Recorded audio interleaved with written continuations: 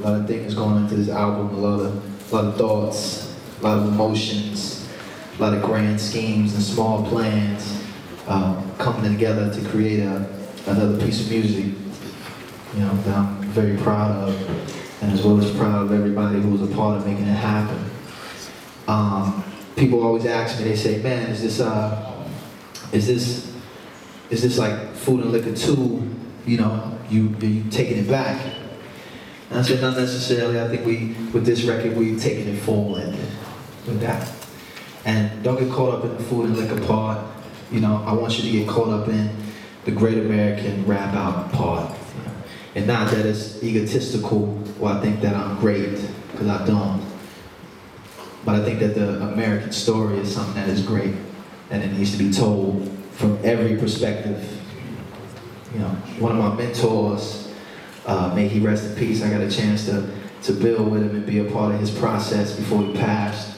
There's a good brother by the name of Howard Zinn.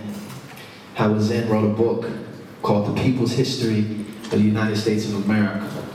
I got an opportunity to speak in a documentary based off that, and being immersed in that and learning my parts and politicking with the other actors and with Howard as well and his cohorts. You got to learn about that America and the American story can be told from various perspectives. Not just one, not just two, not just 12, but the 360 some odd million people and the hundreds of millions of people that have lived before us in this great land have all had their own personal history of America. And it's all valid, and it's all real, and it all makes sense. Even if it's not valid or real or sensical to the next person. So this is my humble, very, very humble iPhone 5 installed. My very, very humble perspective about American history, American culture, the American experience, American phenomenon, American food, American life, and American death is biased. Of course it's biased. America's biased. We're biased, you're biased, I'm biased. It's smart, of course it's smart. America's smart, you're smart, I'm smart, they're smart. It's ignorant, of course it's ignorant. America's ignorant, I'm ignorant, you're ignorant, we are ignorant. And I think that's the thing about being an American. All these different folds and manifestations. So it's also rap, the art of rap. Me focusing on the craft and the things that I've learned from the various artists that have come before me, and trying to progress my skill as just an MC. I like to call it rappity rap rap. So there's a bunch of rappity rap rap laced in between this American thing to give it balance. So, you know, I present to you all the album that will be in stores, you know, in digital stores in a few hours. Will be in the stores tomorrow. It's currently making its rounds on the black markets of Eastern Russia right now. But it's all really good. So, ladies and gentlemen, I cordially invite you to take a little sampling of Lupe Fiasco's Food and Liquor 2, Great American Rap Album, Part 1.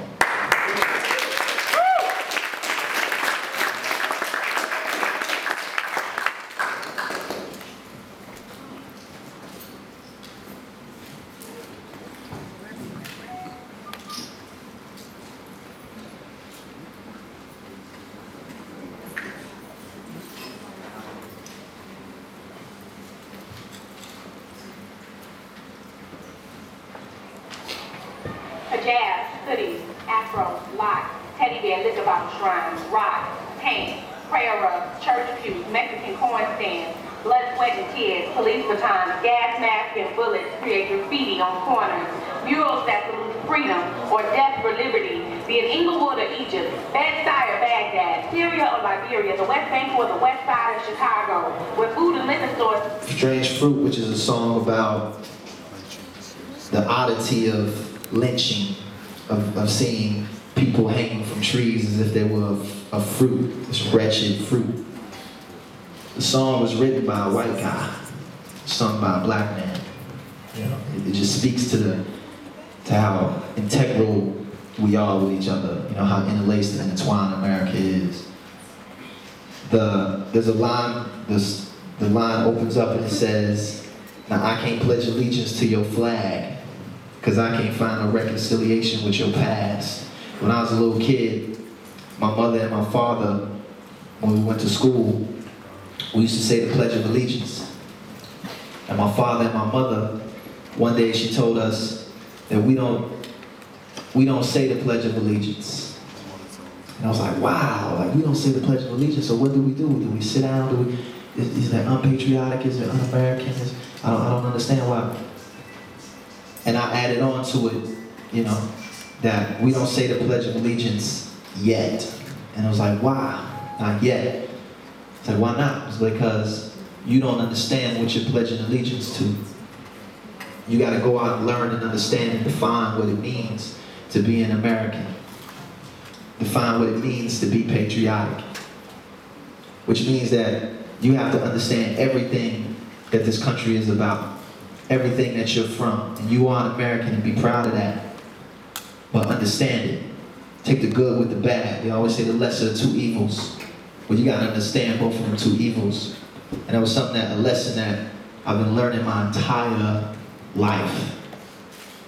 You know?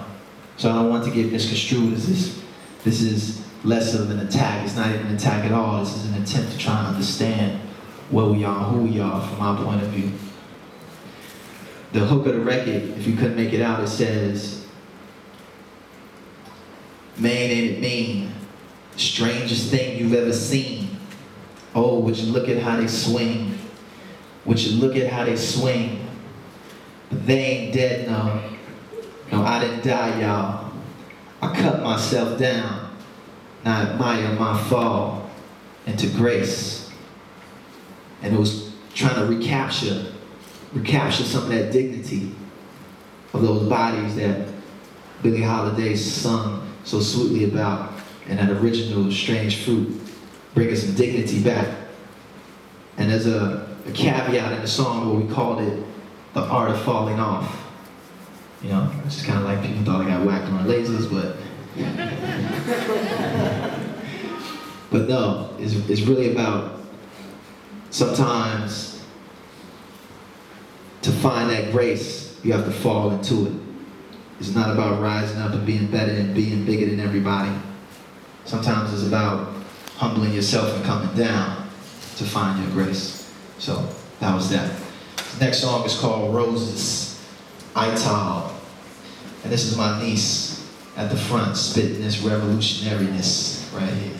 See a dreaming child watching over me. Back, nigga. Yeah. Hey, can we get a little break from the cooking and the kilos? Nigga, we know. Can we get a break from the strippers on the pillow? Nigga, we know. Okay. Ball, just me and him sitting outside the Louvre, reading the Cross of Redemption. And I thought back on the song after it was already made. I was like, well, who am I to tell white people that they can't say nigga? They invented it.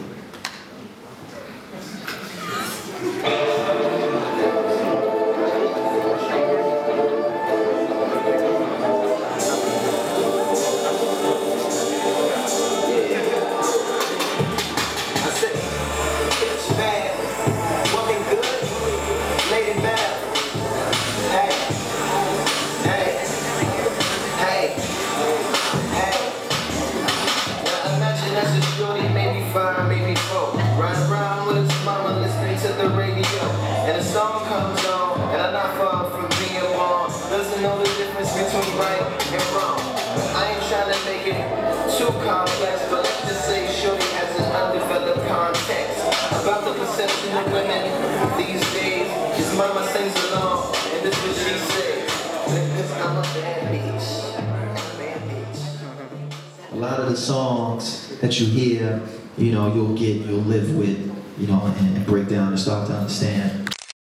Lamborghini Angels, these are based on true events. I was reading, there's a great book that I think all y'all should go out and get, just for the sake of. It's called A People's History of Poverty in the United States of America, which is a big influence and inspiration on this album, or for certain songs on this album, written by Stephen Pimpere. And in the book, they talk about kind of like, you know, just the state of welfare in America, how its origins, the origins of poverty, what it means to be poor, material poverty versus abject poverty, all different kind of concepts and things. And they use these true story anecdotes to kind of express it and tell it from, you know, the people who went through it. So there was this one story in the book where there was a wife married to this guy, and the wife, she was a landowner. Her husband wanted her land, and she wouldn't sign it over to him. So what he did, and this was all perfectly legal in the United States of America, he had her committed to an insane asylum for years until she broke down. And they subjected her to all of the treatments that go on in a turn of the century insane asylum here in the United States of America. And, you know, after she broke mentally, physically, spiritually, emotionally, every way he could, is when she finally came and kind of signed over this land to this guy. And it's a myriad of other things, past and present, that if you just, with an open mind and an open heart, just study it and try and understand about this country, it's not all bad. I thought I was going to say it's not all good. It's not all bad. There's a lot of beauty. There's a lot of love, and there's a lot of rich history here. It's balanced, of course, on some very terrible things. We're going to face and eat those as well. But this is not a condemnation. You know, this is not songs like Lamborghini Angels, which talk about preaching pedophilia, and they talk about corruption in politics, and they talk about just base, abusive bodies on the battlefield. They talk about things such as the oppression of religion in this country. It's less about condemning this country, condemning myself at the same time. It's more about, okay, we've done that. Where do we go from here? So in there, understand that it's still me trying to push a certain level of inspiration, even in the midst of the darkness of this record. When you look at the album cover, you'll see that the album is all black, all of the writing. There's no pictures, there's no words, there's no context. And everybody's been asking, Lupe, why did you do a whole black album cover and, you know, da-da-da-da-da? It's like, because I wanted to be fancy. No, but really, and it's multiple explanations, but I think the one that means most, and I think you'll understand what I'm saying, is I can remember my first memory, my very first memory, as if it was yesterday. And my first memory, I was in a state where there was no context, there was no pain, but at the same time too, there was no pleasure. It wasn't cold, it wasn't hot. Everything was just right? And it was all black. And it was my memories when I was still inside my mother's womb. You know, and that was my first memories, that all blackness. Stripped away of context, stripped away of any history, any future, any past, any present. Just complete and utter ignorance, but at the same time, complete and utter potential. So it's the beginning, is what that represents. And so it segues into what I was saying before with songs like Lamborghini Angels, is we've done that. Now it's time for us to kind of have a new beginning, you know, in this country as Americans. Yeah. It's a mad world out here, I tell you, the world's gone stark raving mad. Incredible. I wanna know how it's mad, it's a mad, crazy world. I see diamond flooded demons, Lamborghini angels, Lamborghini angels, Lamborghini angels. Halos down with the doors flapping when they came through. Halos down with the doors flapping when they came through. With a circle on the floor.